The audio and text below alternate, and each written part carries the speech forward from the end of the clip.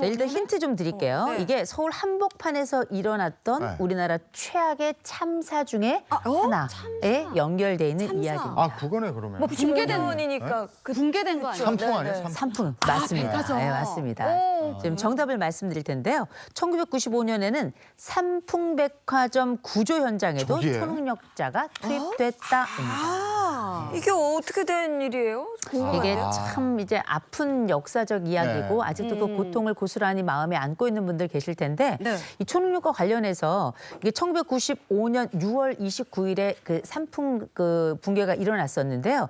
근데 그때 그 참사 때 500여 명이 넘는 엄청난 인원이 산풍백화점 그 아래에서 정말 고통스럽게 안타까운 운명을 달리했었는데 그때 문제는 뭐냐면 그때 구조를 할 때 아무리 구조 작업을 진행을 해도 이 살아있는 분이 탐지가 되질 않는 거예요. 어디 있는지 알 수가 없는 겁니다. 맞아. 그래가지고 그때 당시에 다들 안타깝게 보기도 했지만 구조하는 입장에서는 정말 애가 타는 상황이었죠. 이게 구조 작업 시작한 지 열흘이 넘어도 생존자가 한 명도 안 나타났었어요. 그러니까 전 맞아요. 국민이 정말 애태웠던 그 기억이 나요. 그때 첫 번째 생존자가 11일 만에 드디어 나타납니다. 그런데 그때 우리에게 희망을 주었던 그 상황이 어떻게 됐는가? 한 수녀님께서 네. 영역을 이용해가지고 매몰 위치를 알려줘서 구조 작업에 도움이 됐다는 거예요. 깜짝 놀랄 일이죠. 몰랐던 분들일 텐데.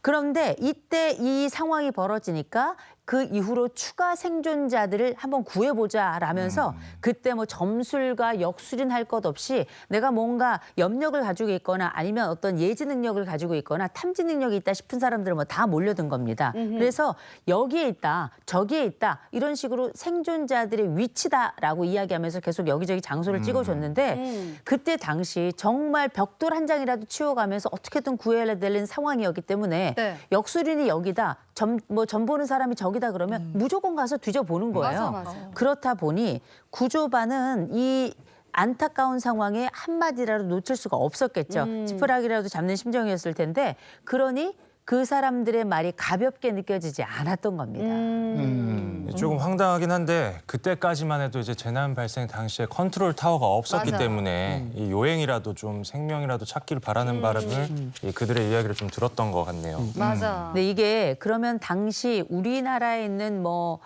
이런 영역이 있다 아니면 뭐 어떤 영적인 힘이 있다 하는 분들만 모셨는가? 그게 아니고요. 전 세계에서 외부의 사람들도 오게 됐는데 네. 그때 당시 텔레파시로 굉장히 유명했던 한 사람이 있었는데 이 세계적으로 유명했던 사람이 이스라엘의 한 청소년 17살이었던 오렌이라는 네. 남성이었는데 이제 자칭 초능력자이기도 하고 세계적으로도 굉장히 유명했습니다.